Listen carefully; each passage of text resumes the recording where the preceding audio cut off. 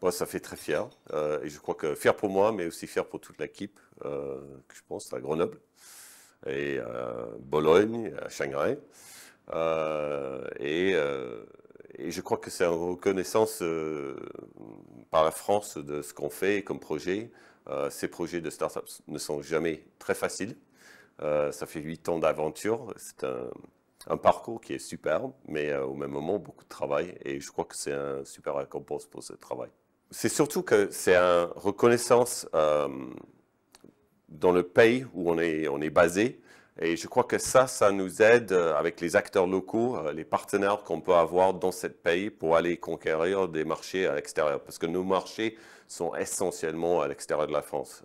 Alors, c'est surtout pour trouver des partenaires à l'intérieur de la France et unis aller conquérir des marchés à l'extérieur. L'avenir, c'est vraiment cette année.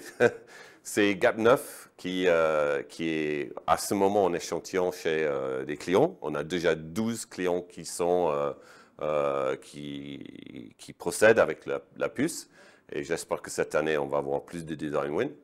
On est en production, on reçoit les composants de production au milieu de l'année. Alors cette année, c'est vraiment l'année concrète pour Gap9. Alors le jury des trophées de l'embarqué a choisi de distinguer la technologie Gap9 de Greenwave Technologies. Donc Gap9, qu'est-ce que c'est? C'est une nouvelle version du processeur Gap8 qui était déjà sorti il y a quelques années. Donc c'est un processeur pour l'embarqué qui a une extrêmement faible consommation en espace, c'est tout petit, donc c'est tout à fait adapté pour être embarqué sur un dispositif mobile. Et puis surtout, qui permet d'avoir à la fois des très hautes performances, y compris pour les calculs de type intelligence artificielle, et également une consommation d'énergie qui est extrêmement réduite. Notamment, il y a quelques mois, ce processeur Gap9 s'est distingué en arrivant très loin devant la concurrence dans un benchmark des systèmes pour l'intelligence artificielle embarquée à très très faible consommation.